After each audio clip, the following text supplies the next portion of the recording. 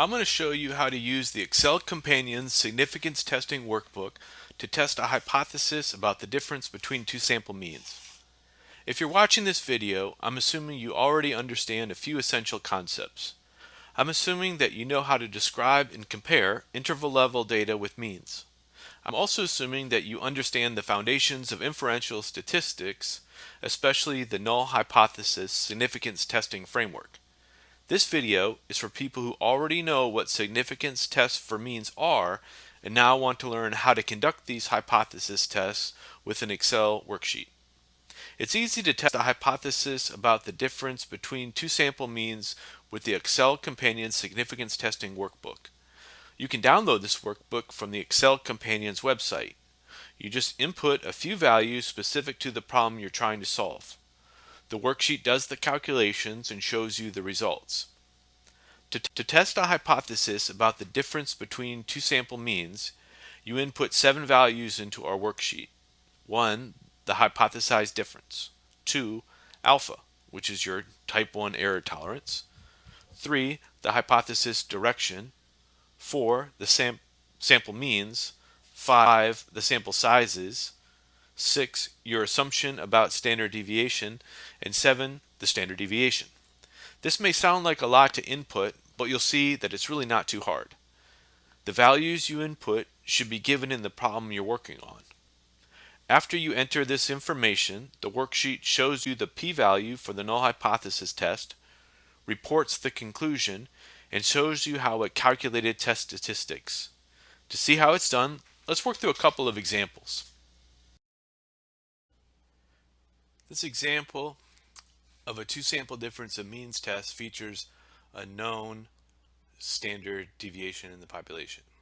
It reads, does classical music help students get higher scores on a standardized exams? And reports are two different groups, one with music, one without music, their means, their ends, and tells us that the exam has a known standard deviation of 5. So for this problem, I will use the two-sample difference of means test. Now, this is probably one of our more complicated worksheets, just given the nature of the test and the assumptions made about standard deviation and to be able to handle the different assumptions.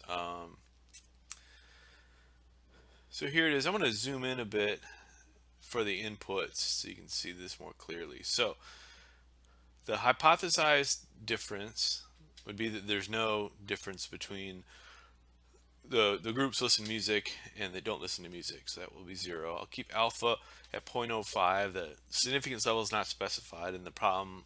Assume that it's 0.05, the standard significance level.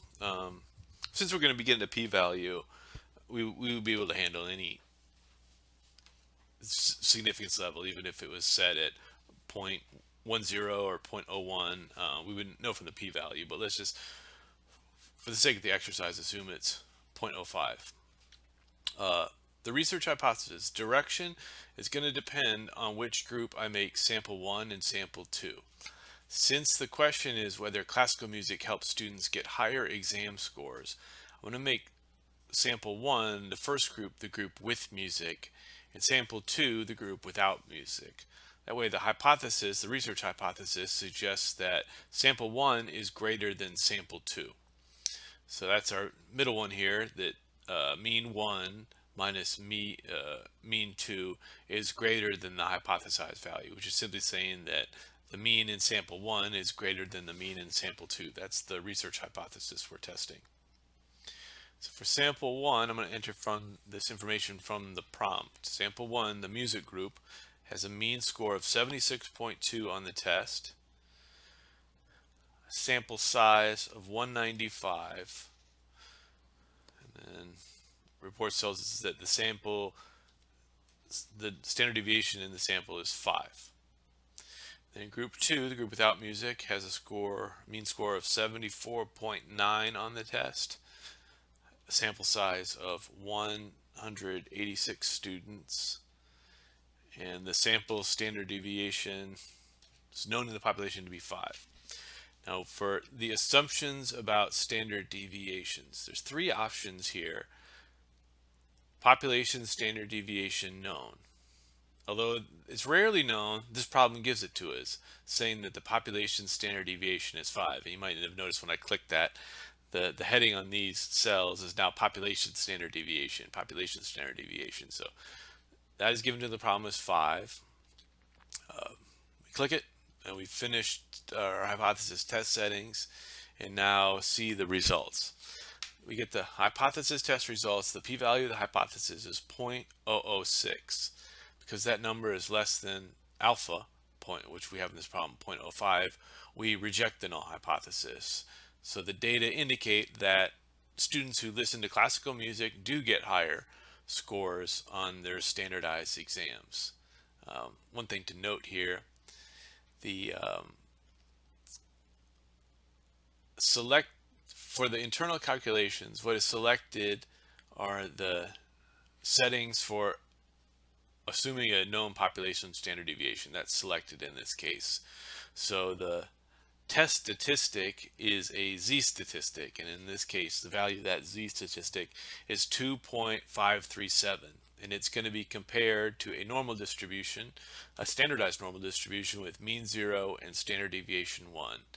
And that distribution in its upper tail has a density, a volume of 0.006, so less than 1% of the distribution is 2.573 or greater. And because that p-value is small, less than alpha, we reject the null hypothesis. Classical music did apparently help these students achieve higher test scores.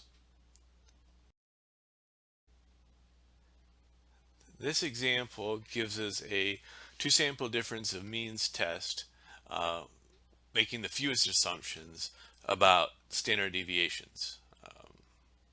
I'll see what that means more specifically as we fill out this worksheet. So let's read this problem together. A college asks what its students make on their first jobs after graduation. Survey results are reported in thousands of dollars. We've got two groups. For each group, we've got the mean, the n, and the standard deviation. The first group is engineers.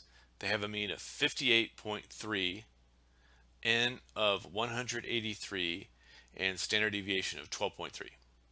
We're comparing them to athletes.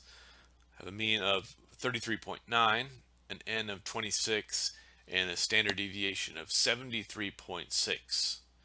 The question asks, are the salaries of engineers and athletes significantly different? The hypothesized value, let's fill in the hypothesis test settings, the inputs we need to make for this test. The hypothesized difference is 0. The null hypothesis would say that the salaries of engineers and athletes are really the same. In any difference we observed is just from random sampling error. The alpha we'll keep at 0.05. For the research hypothesis, it corresponds to the question. The question was, are the salaries of engineers and athletes significantly different? Now that could be true if the engineers make significantly more, or it could be true if the engineers make significantly less. So this is a two-tailed test, a non-directional hypothesis, simply testing whether the means of the two groups are different from one another. So now inputting the sample 1 and sample 2, the order is not particularly important now when we have a non-directional test and using the two-tailed test. So I'm just going to follow along with the problem here and make engineers group 1 and athletes group 2. Sample 1, the engineers have a mean of 58.3, a sample size of 183, and this is left over the population standard deviation from the previous example, but the population standard deviations are unknown now. Should we assume that the standard deviations in group 1 and group 2 are equal? The problem doesn't say to assume that, so we won't assume that, and we will estimate both standard deviations. And now let's input them. So this sample standard deviation in group 1 is given to us in the problem.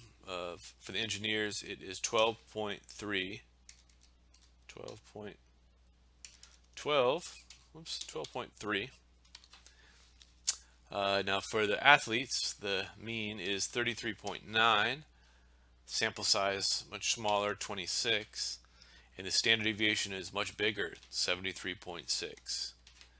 And now that we looked at the sample standard deviations are so different, you can see why we wouldn't want to assume that they're equal to one another. They must be estimated in both groups. Excuse me. So let's look at our test results closely now. The p-value reported to us is 0.104. And because that p-value is greater than 0.05, we failed to reject the null hypothesis. Given these data in the sample, we cannot conclude to a reasonable degree of certainty that engineers and athletes make significantly different amounts of money. What it really comes down to here is in the athletes group has a very small sample size and a very large sample standard deviation. And dealing with so much uncertainty in the earnings of athletes because they're so varied, the inclusion of, say, one multimillionaire athlete in this group can significantly skew the results. Where one high earning athlete could significantly change the mean or raise it or lower it. If that single athlete that made a lot of money was excluded from the sample, maybe we would get different results. But in this particular example, we failed to reject the null hypothesis. We can't say to a reasonable degree of certainty that the earnings of these two groups are different. And just as a little bit of commentary on the internal calculations, when we make the fewest assumptions about standard deviation, we use a t-statistic of, and it's the t-statistic here has a value of 1.678. It's compared to a t-distribution with 25 degrees of freedom, and a t-distribution with 25 degrees of freedom would have a with a test statistic of 1.67, has a p-value of 0.104. That's the volume of the distribution that's greater than 1.678 and less than minus 1.678. And so we, in this instance, failed to reject the null hypothesis. We can't conclude that the salaries of engineers and athletes are significantly different. They're different in the sample, but this could just be random sampling error. We can't conclude that they're different based on our confidence level. Another example of the two sample difference of means test. This example assumes equal variance between the two samples. It reads, students are asked to assess their college president on a 0 to 100 scale. This is surveyed now and also surveyed last year.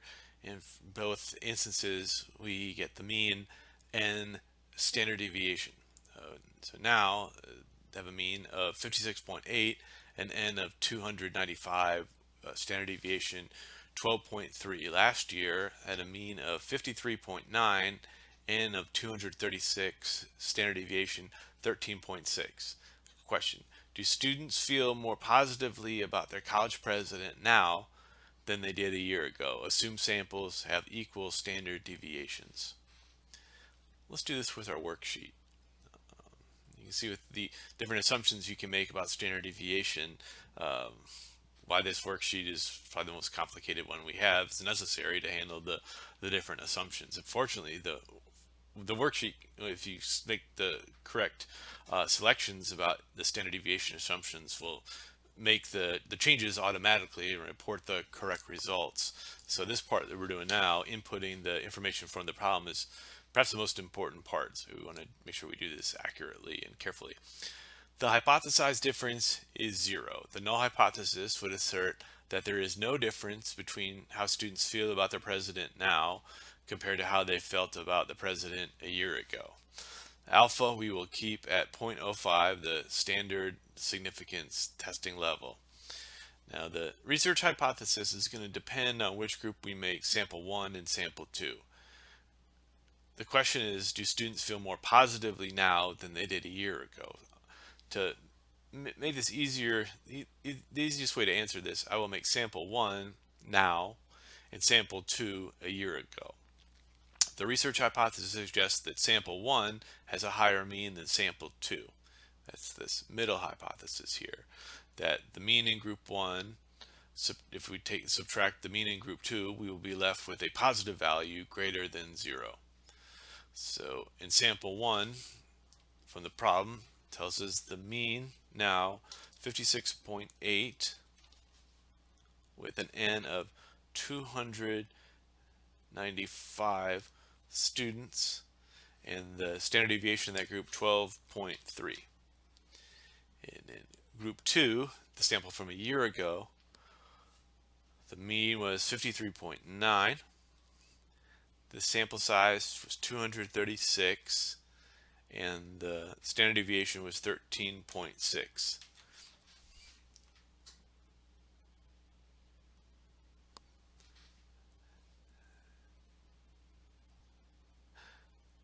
Okay, we've entered the information for both groups. Assumptions about standard deviations. The population standard deviations are not known. They are estimated from the sample, but we are told to assume that the standard deviation in group 1 and standard deviation in group 2 are equal. So I will make that selection yes. Now, even though we've estimated them from the sample, the assumption is they are actually equal between those two groups. So we can pool the results we've got from both samples together to calculate a population, or to estimate the population standard deviation.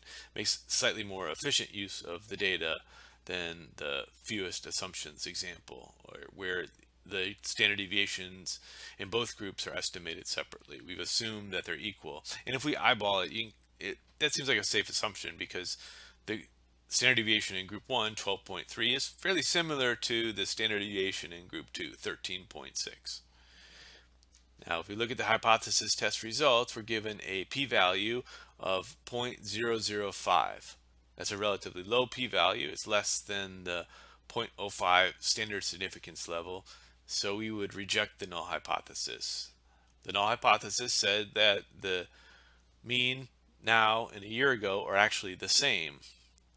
If that were true, we would observe these results only 0.005 of the time. We would observe this difference rarely, very rarely, as a result of random chance, so we will reject the null hypothesis. It does appear that students feel more positively about their college president now than they did a year ago. And to wrap this up, let's take a look at the internal calculations for a second. When we selected the assumption of equal standard deviations, the worksheet automatically switched to a different set of calculations, where we are now using a t-statistic and a t-distribution. The t-statistic has a value of 2.575, and the t-statistic is going to be compared to a t-distribution with 529 degrees of freedom, and the t-statistic is calculated based on this pooled sample variance, pooling the information between the two groups to make it slightly lower standard error, and a slightly different test statistic. And you can see if we didn't select this, but if we had selected, if we were making the fewest assumptions about the standard deviations, we would get a slightly smaller test statistic, a t-statistic on the most conservative assumptions of 2.547, but because we pooled the variance and reduced the standard error of the difference estimate slightly, we get a t-statistic that's larger, 2.575. We're more likely to reject a null hypothesis the more extreme the value of the test statistic. In this case, the upper tail value corresponding to the research hypothesis of a 2.575 test statistic compared to a t-distribution with 529 degrees of freedom is only 0.005. Since that's less than the alpha value we set, we will reject the null hypothesis. It does appear from this data that students do feel more positively about their college president than they did a year ago. Must have done something good.